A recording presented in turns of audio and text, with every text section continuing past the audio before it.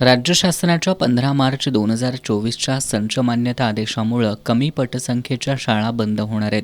या विरोधात शाळा वाचवा शिक्षण वाचवा अभियानामार्फत शिक्षण हक्क यात्रा शिक्षण परिषदेचं आयोजन करण्यात आलं होतं. कोल्हापूर जिल्हा शैक्षणिक व्यासपीठ आणि विविध शिक्षक संघटनांनी याचं आयोजन केलं होतं. 26 फेब्रुवारीला चंदगडमधून सुरू झालेल्या शिक्षण हक्क यात्रेची आज कोल्हापुरातील नर्सरी बागेतील राजर्षी शाहू महाराज समाधी स्मारकाजवळ शिक्षण हक्क परिषदेनं सांगता झाली. खासदार शाहू महाराज छत्रपती या परिषदेच्या अध्यक्षस्थानी होते. माजी खासदार विनायक राऊत यांच्या हस्ते मशाल पेटवून परिषदेची सुरुवात करण्यात आली. शिक्षण हक्क परिषदेच्या प्रास्ताविकात बोलताना कॉम्रेड संपत देसाईंनी 15 मार्च 2024चा संच मान्यता आदेश शिक्षणाच्या मूलभूत हक्कावर कसा गदा आणणारा आहे याचं विवेचन केलं. सध्याचं सरकार लबाड आहे अशी टीकाही देसाईंनी केली. खासदार शाहू महाराज छत्रपती यांनी शिक्षणाशिवाय तरुणोपाय नाही हे राजर्षी शाहू महाराजांनी सांगितलं होतं आणि आता 125 वर्षांनंतरच लोकशाही व्यवस्थेतलं सरकार गोरगरिबांचं शिकण्याचं हक्कच हिरावून घेतंय हे चुकीचं असल्याचं सांगितलं. शाळेत एक विद्यार्थी असला तरी शाळा चालली पाहिजे असंही खासदार शाहू महाराज छत्रपतींनी सांगितलं. संख्या कमी आहे तिथं शाळा बंद करण्याचं धोरण शासनाने चालू ठेवलं. म्हणजे अशी स्थिती येईल की अनेक हजारो विद्यार्थी लहान लहान गावातले जिथं वीज गोळा होत नाहीत त्यांना शिक्षणापासून आपण वंचित ठेवणार.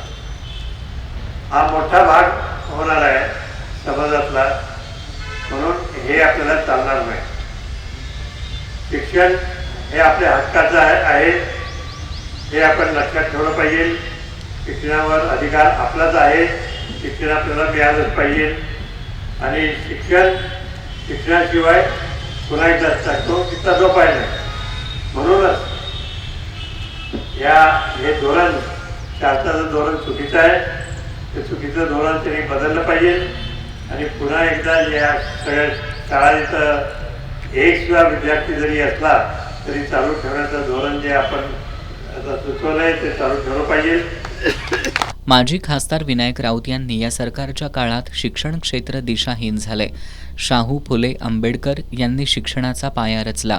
त्यांच्या विचारांना सुरुंग लावण्याचं काम हे सरकार करतंय. या सरकारनं सेल्फ फायनान्स बिल या माध्यमातून शिक्षणाचा व्यापार केलाय. हे आंदोलन फक्त कोल्हापूर नाही तर महाराष्ट्रभर पोहोचलं पाहिजे.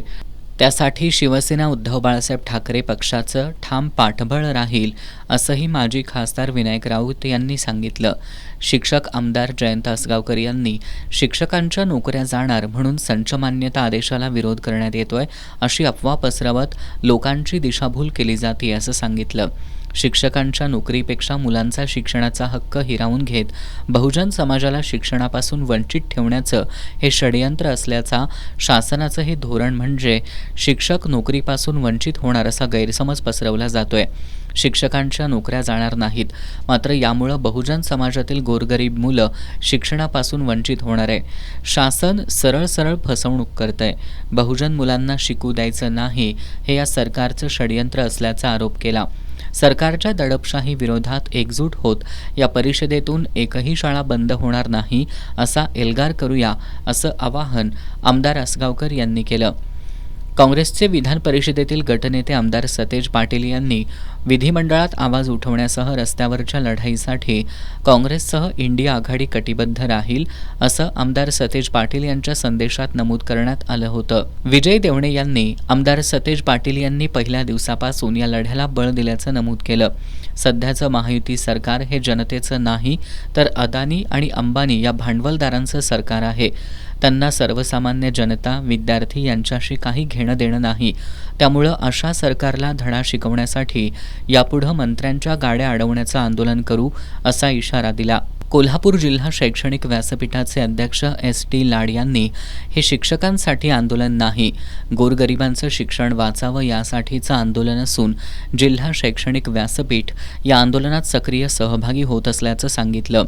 शिवसेना उद्धव बाळासाहेब ठाकरे पक्षाचे जिल्हाप्रमुख सुनील शिंत्रे यांनी शिक्षण हक्क परिषदेतील ठरावाचं वाचन केलं.